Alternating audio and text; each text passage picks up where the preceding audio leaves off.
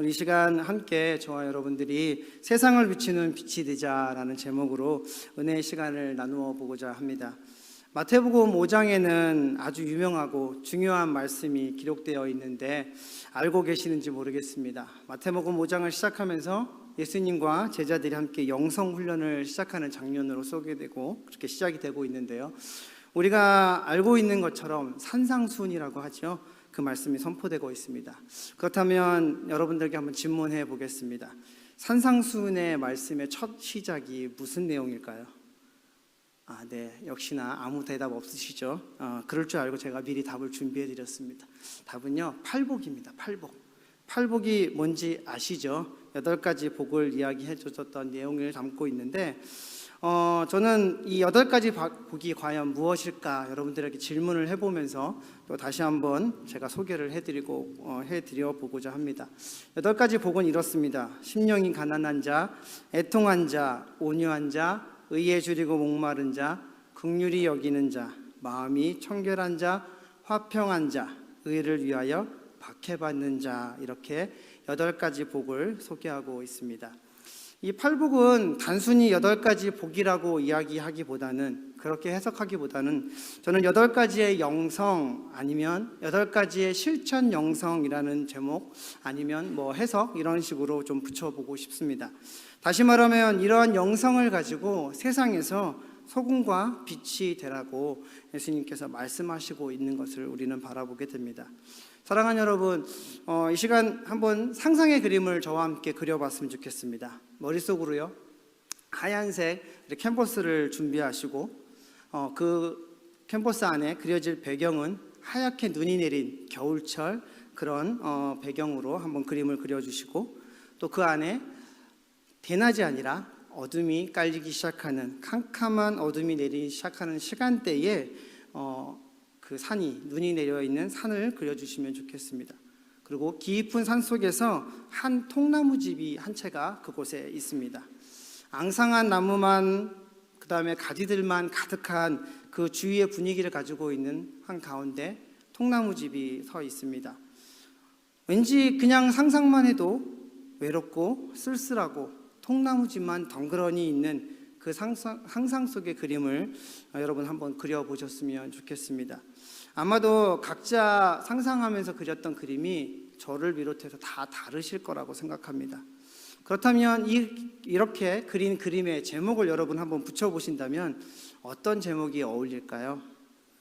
아마도 따뜻하고 즐겁고 행복한 의미를 가진 그런 제목이 붙여진다기보다는 뭔가 쓸쓸하고 차갑고 어둡고 이런 의미를 담고 있는 그림의 제목이 붙여질 것 같습니다. 저와 여러분들이 상상하며 그린 이 그림의 모습, 이 그림의 제목을 통해서 느껴지는 모습이 어쩌면 저와 여러분들이 지금까지 살아가고 있는, 또 살아왔던 그런 인생, 삶의 모습, 또 내 마음의 처지를 보여준다라는 생각을 좀 해보게 되었습니다.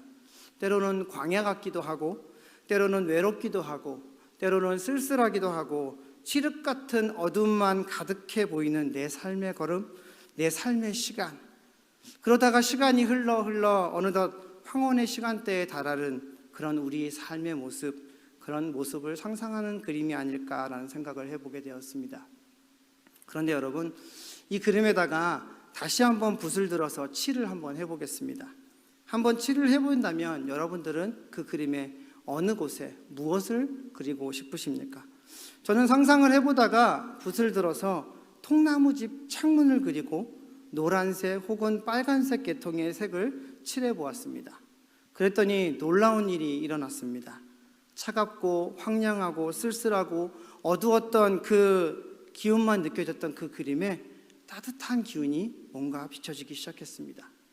겨울을 생각하면 차갑고 춥고 쓸쓸하지만 그곳에 들어서면 빛이 있으니까, 빛이 보이기 시작하니까, 그것이 비춰지기 시작하니까 겨울은 더 이상 차갑고 춥고 어둡지 않다는 것을 바라보게 되었습니다.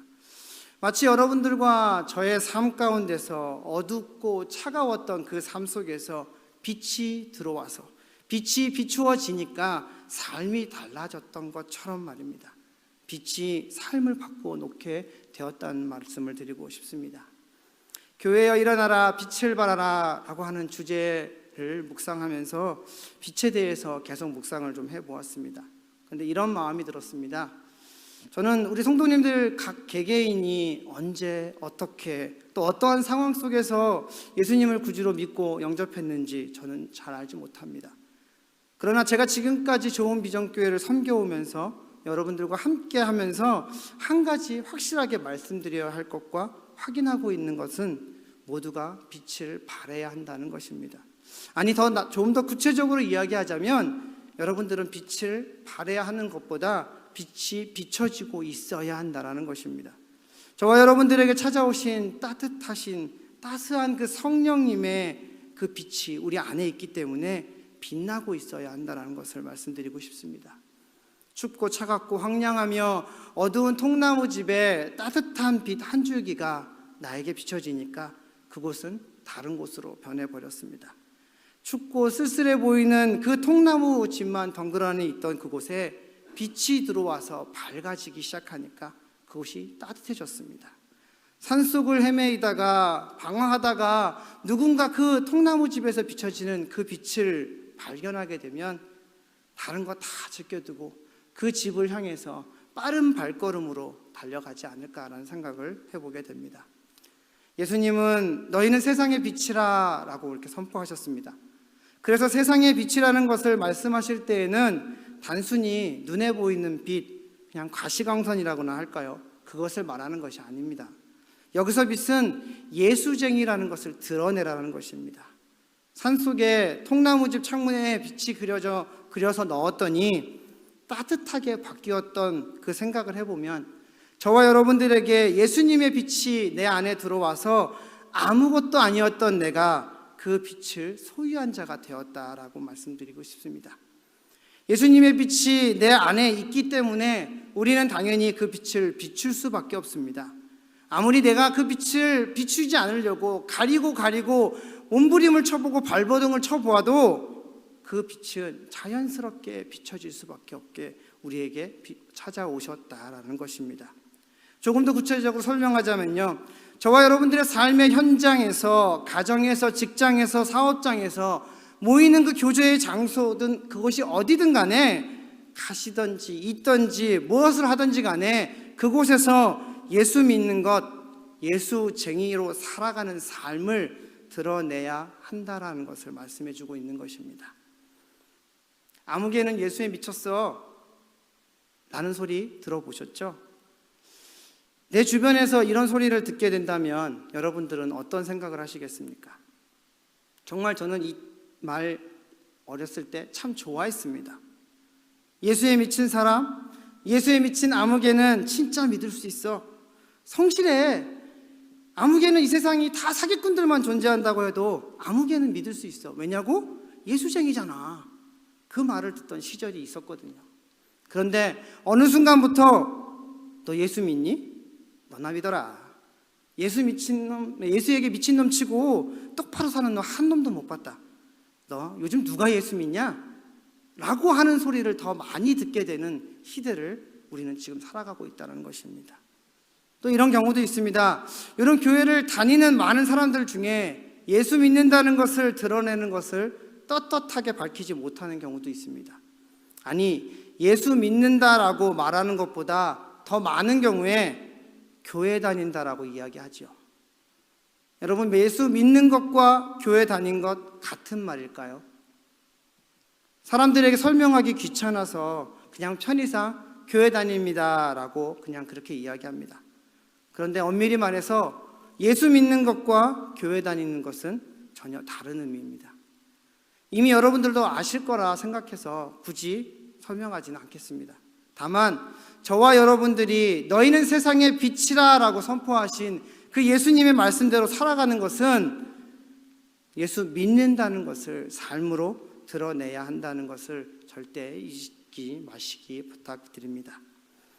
그렇다면 여러분, 왜 사람들은 예수 믿는다는 것을 드러내지 않으려고 할까요?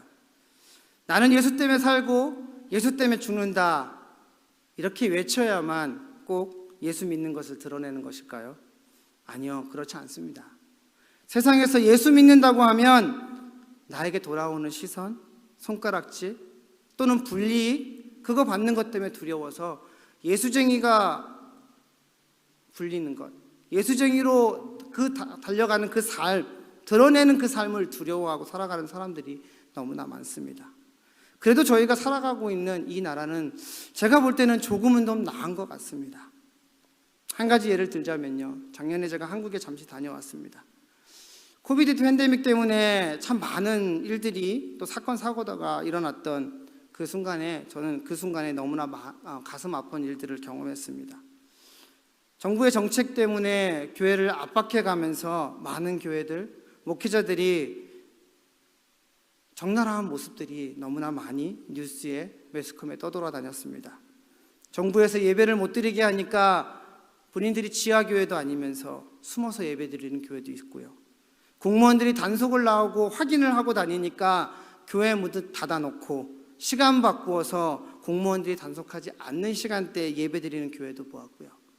너무나도 현실적인 상황이긴 하지만 예배 안 드리면 헌금 안 들어오니까 막무가내로 방역수칙 어겨가면서 예배를 강행하는 교회도 보았습니다.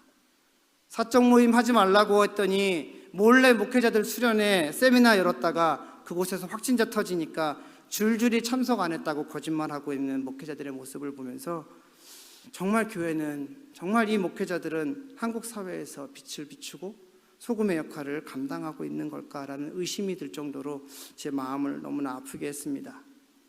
사실 뉴스나 매스컴에서 드러나는 이 사건들보다 성실히 더 잘하고 성실히 더 열심히 지켜가면서 나아가고 있는 예수쟁이로 살아가는 그런 교회들, 목회자들이 훨씬 더 많습니다.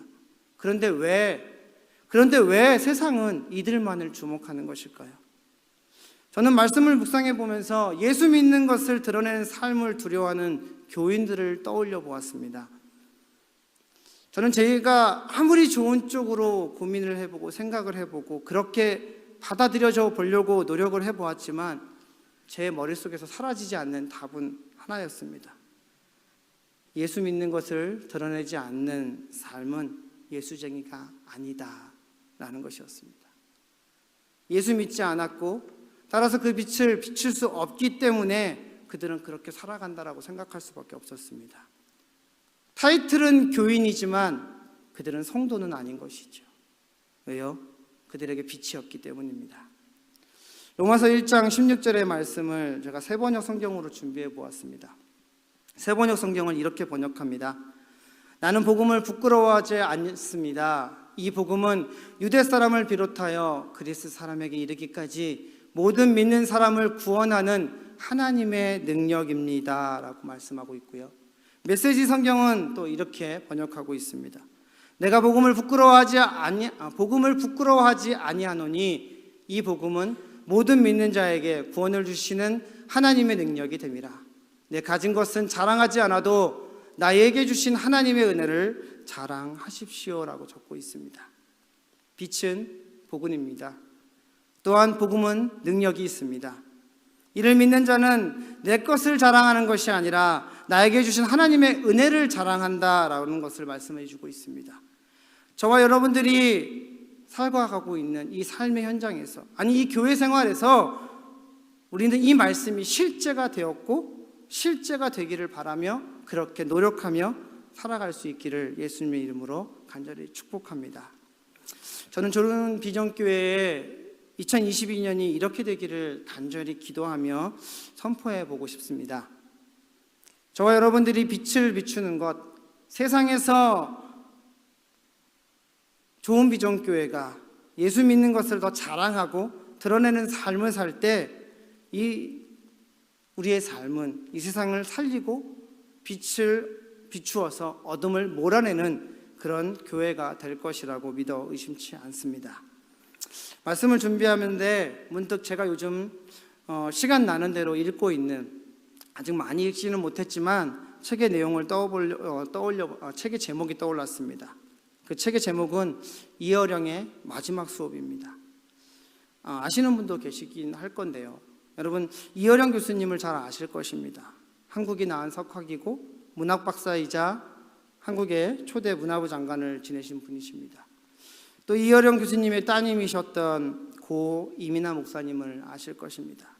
이어령 교수님의 이 책을 읽으면서 어떻게 이런 분이 예수를 믿게 되었을까? 암과 싸우며 죽음과 사투를 벌이는 나의 마지막 삶에 그 마지막을 준비해 가면서 이 교수님의 고백을 담고 전하는 예수를 접하면서 제 온몸은 전율에 쌓여져 있었습니다. 한때 세상은요, 이 박사님을 절대 예수 믿지 못할 거라고 이야기했습니다. 그분은 지성으로 가득 찬 분이기 때문에 보이지도 않고 기독교가 말하는 예수를 믿는다는 것, 그분에게는 불가능하다라고 그렇게 떠들었었습니다. 그런데 이게 웬일입니까? 세상이 불가능하다라고 말했던 그 일이 실제가 되었습니다. 세상이 절대 그럴 수 없다라고 했던 그분이 예수쟁이가 되었거든요. 하나님은 지성인의 딸이었고요, 파란만장했던 어두운 생활의 끝을 부어줬던 그 따님, 그녀의 어두운 삶을 빛으로 바꾸시며 목사를 세우시기까지 하셨습니다. 그리고 그녀를 통해 지성으로 똘똘 뭉쳐있던 이어령 교수님을 예수쟁이로 만드시는 기적을 보여주셨습니다. 우리는 고 이민아 목사님의 간증, 또 지금도 지성으로 똘똘 뭉쳐 계시는 그 이 교수님의 간증, 우리는 잘 알고 있을 것이라고 생각합니다. 저는 이미 그분의 고백을 알고 있지만 다시금 이 책 마지막 수업이라는 책을 통해서 그분의 고백과 지성으로 풀어내는 예수님의 이야기, 그 고백, 그럼에도 내면에서 끊임없이 갈등하고 싸우고 공포와 이겨내기 위해서 그렇게 살아가고 있는, 그렇게 입을 벌려서 자신을 고백하고 있는, 자신의 상태를 이야기하고 있는, 그럼에도 불구하고 예수를 이야기하고 있는 그 지성인 이어령 교수님의 이야기를 책을 읽어가며 경험하고 있습니다. 사랑하는 여러분, 제가 왜 이 책을 읽으며 감동하는 것일까요?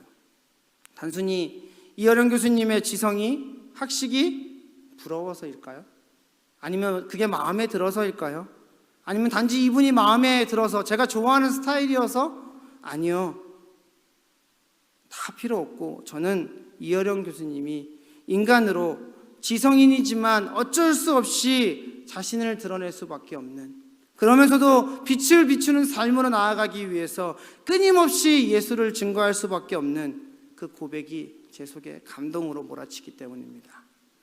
만약 그분이 진정 예수쟁이가 되지 못했다면요, 그분은 마지막을 준비하면서 자신이 가진 지성 때문에 예수를 부인했을 것이기 때문입니다.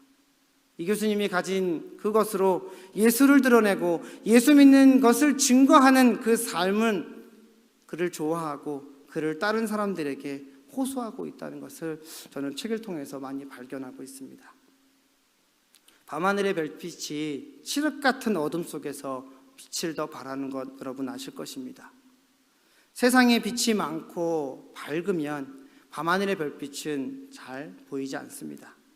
우리가 살고 있는 이 지역에 밤에 저 하늘을 쳐다보았을 때 별빛이 왜 보이지 않는 것일까요? 그 별빛이 불빛을 발하지 않고 있기 때문이 아니라 우리가 눈에 보이는 이 세상의 불빛이 너무 밝기 때문에 그 별빛이 보이지 않고 있다는 것을 여러분 알고 계십니까? 우리 주님은 저와 여러분들에게 하나님을 드러내기 위해서 예수 믿는 자임을 선포하고 그 빛을 밝게 비추어야 한다라고 말씀하고 있는 것입니다.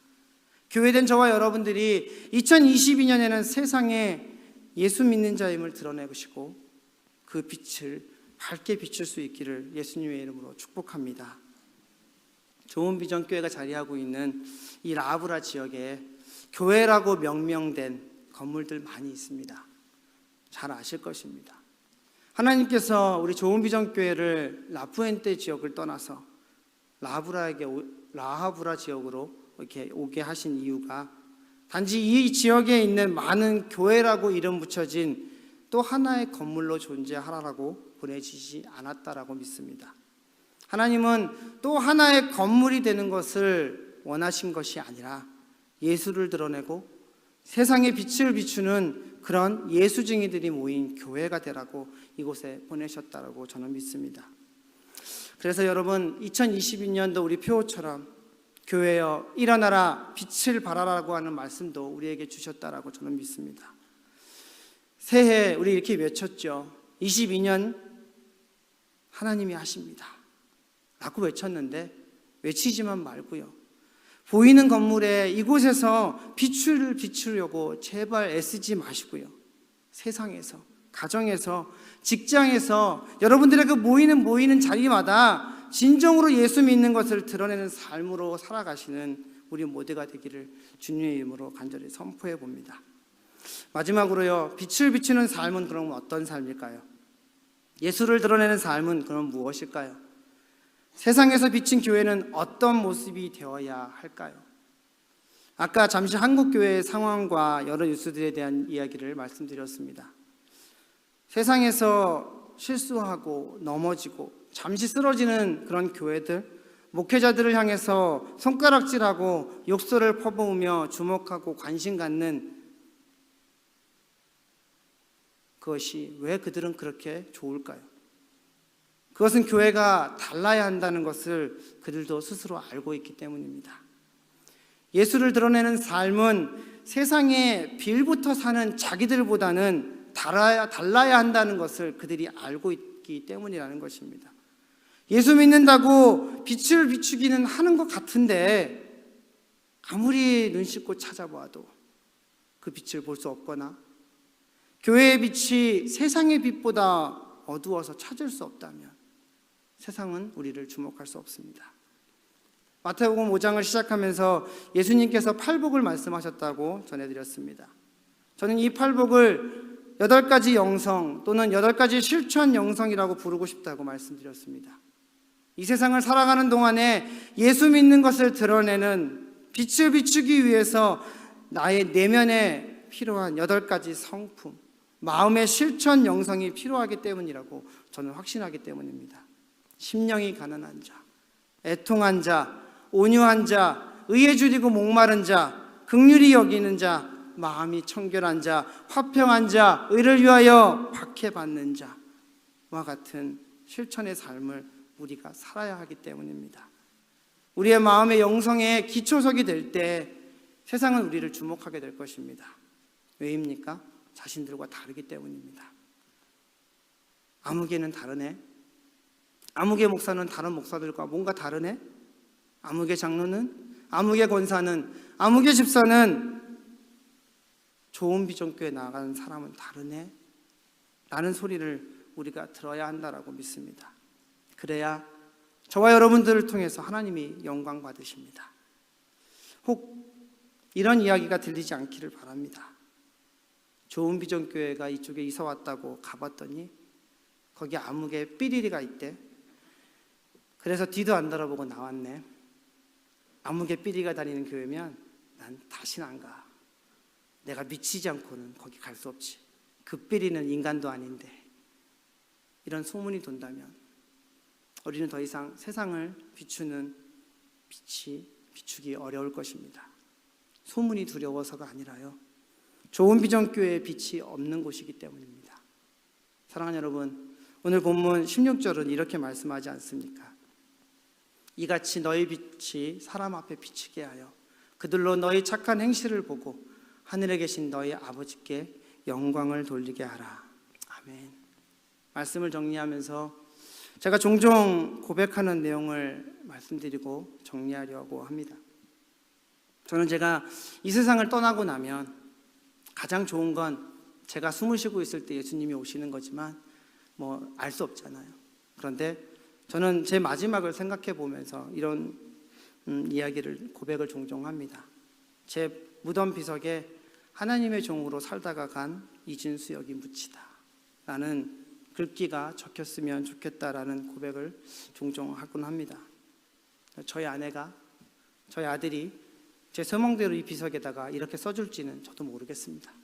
그런데 저희 또 아들이, 내 남편, 우리 아빠는 하나님의 종으로 살다가 천국에 갔어 라는 말을 할 수 있는 제가 삶을 살았다면 적어도 이렇게 적어주지 않을까라는 생각을 하고 있습니다. 제가 걸어왔고 또 앞으로 걸어가고 있는 그 삶 속에서 하나님의 종으로 살다가 간 삶, 그걸 보여주지 못한다면 아마도 저희 비석에는 이렇게 적히지 않거나 아니면 비속조차 없을 수도 있다고 생각합니다. 빛을 비추는 삶은 어떤 삶일까요? 예수를 드러내는 삶이지요.